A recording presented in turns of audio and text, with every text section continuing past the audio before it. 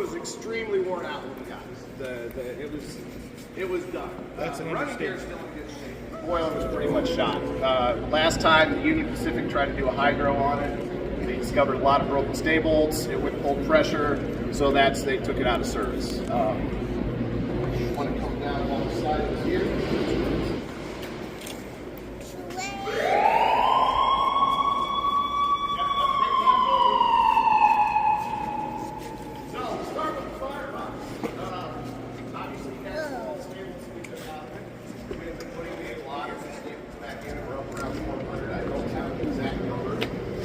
All the new caps that you see were just welded on within the past week. The shinier caps, as you can see, those are all new staples in there. And then on the side, you see the new rigid staples that we put in. They're hammered and seal welded on the inside as well. Below our matte match undergoing scaffolding, you see the ductwork. It's not at the top of the it's up on top of the firebox up there. That was completely worn out. The Union Pacific had actually gone in there and pad welded some of the soft areas, thin areas, just to build it back up, and we just can't service that anymore. So we cut it out of there. There's also several patches along the sides of the firebox that were just too thin. We cut those out of there, put a new boilerplate in it. We just formed and welded this in, and we're getting ready to put staples in on the inside of it. If anybody wants to take the head and stick it up right here, please watch your noggin into that. But you can see some of the firebox work that was done. You'll see the new number with the new patches inside. A lot of firebox work was needed to be done for this locomotive. So where did they find this at? Where are you finding it? Well, this locomotive was donated to us by the Union Pacific Railroad in 2002. It was. Let me get around to everybody here. It was one of their primary steam locomotives that they used in excursion service in the 80s and 90s.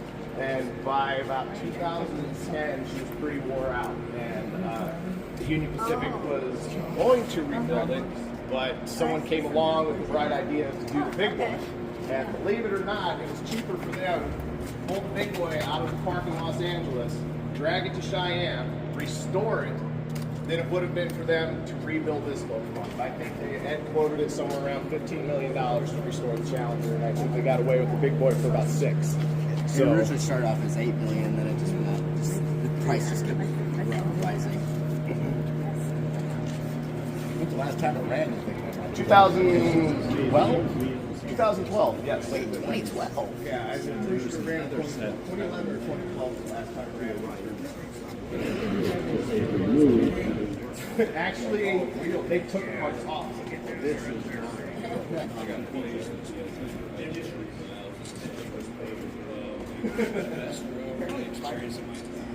yeah. But yeah, we've been doing a lot of firebox work to it.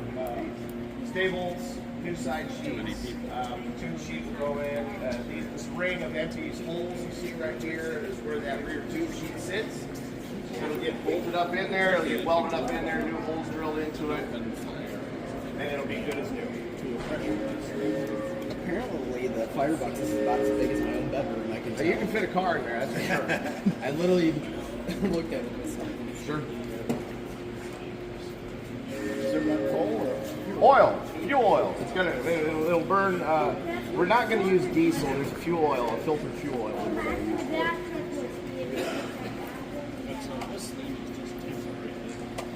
So as we come down here, you obviously all can see we're missing something underneath the locomotive.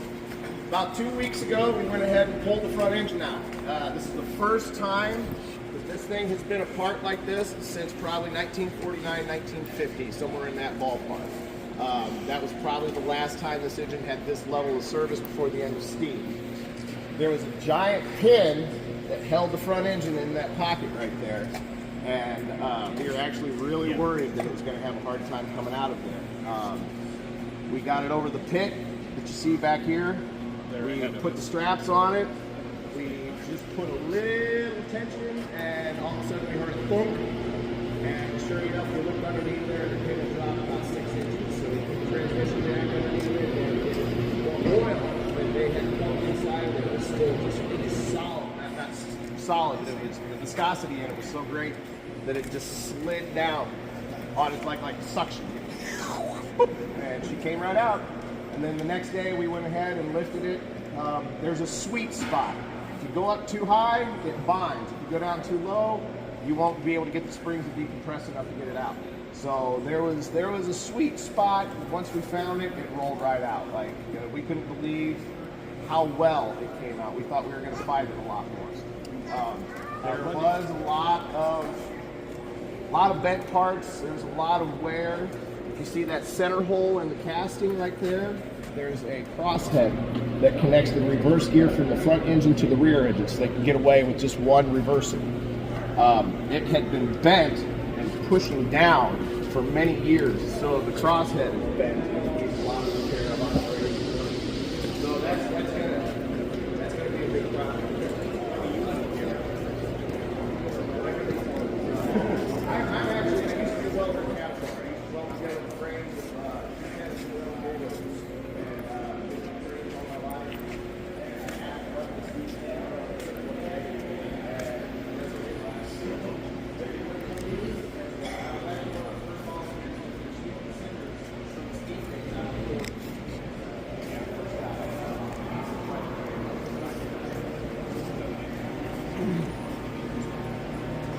yeah, I'm sorry. It's just, yeah.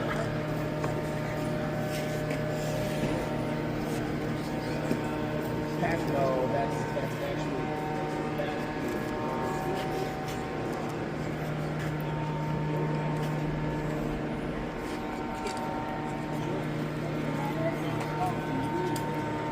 that was fun.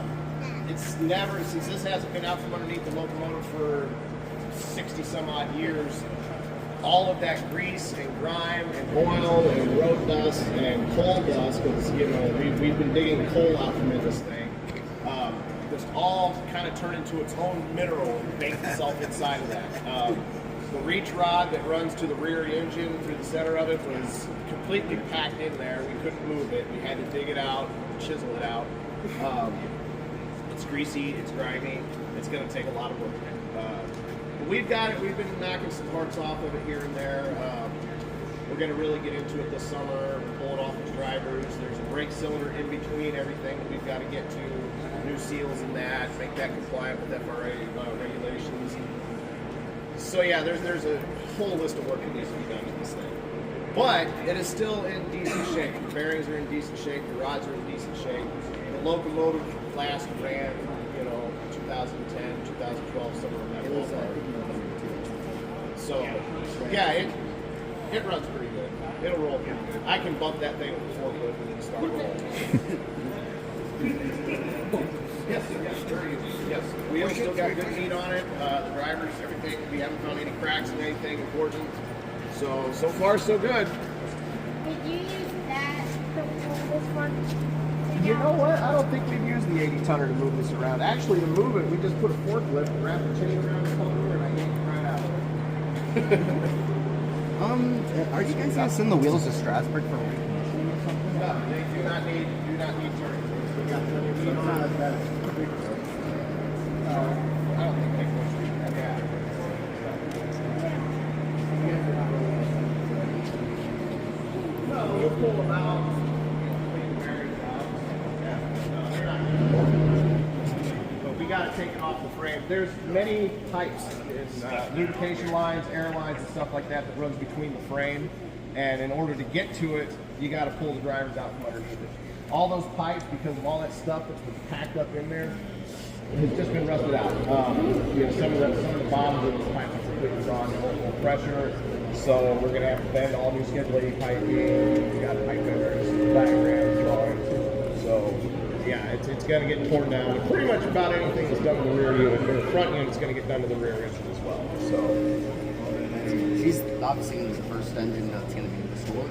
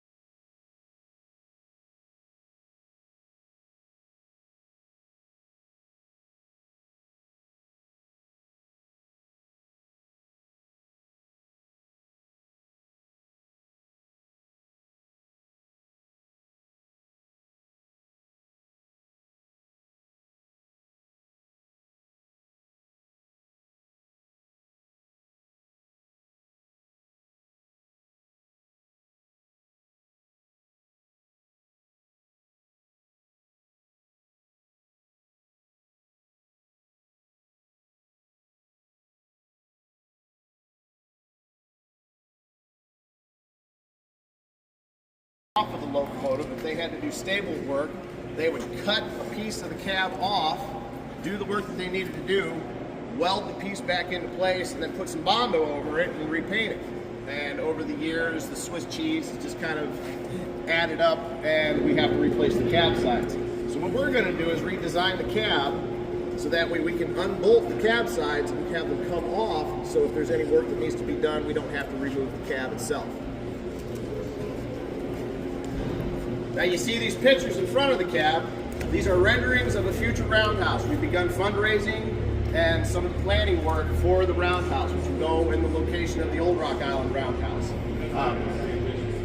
Yeah, tell me about it. So the roundhouse, I think last night Steve said that about half of the funds have been raised for it. We're still working on the other half. It's going to be about a $4 or $5 million project. We've already done preliminary soil work out there for the turntable. We figured out, we've got to drive some pylons out there. There's some stuff that we got to do, some earthwork. The turntable will probably go in before the roundhouse, and then we'll start on the roundhouse project. So these are the conceptual drawings for the roundhouse that will eventually go out in the northwest corner of the property. Where did you get the turntable in? These events, the $20 that you can stick in these donation boxes, train trips, leasing out a car,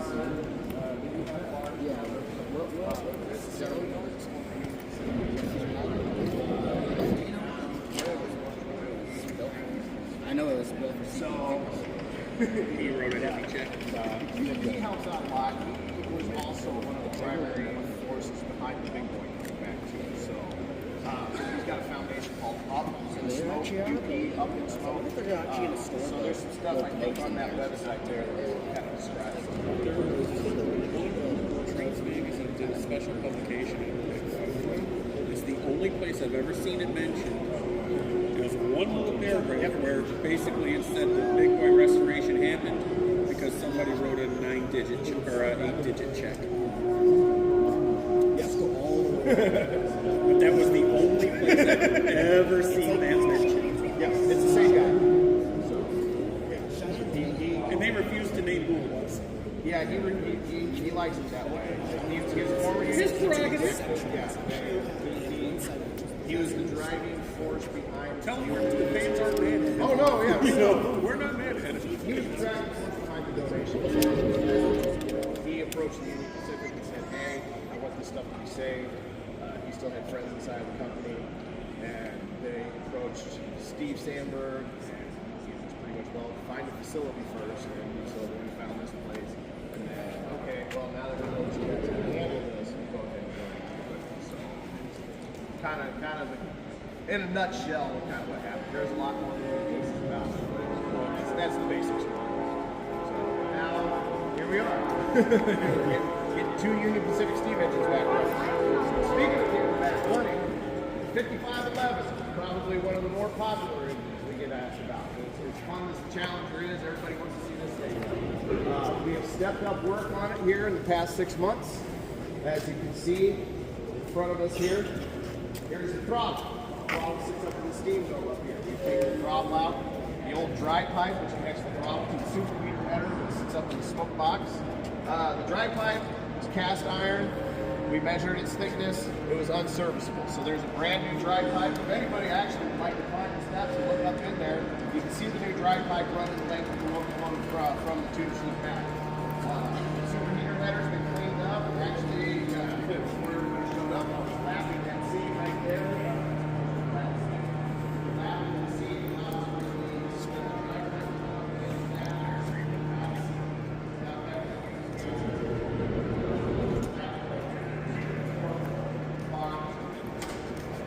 New drag pipe is inside of it.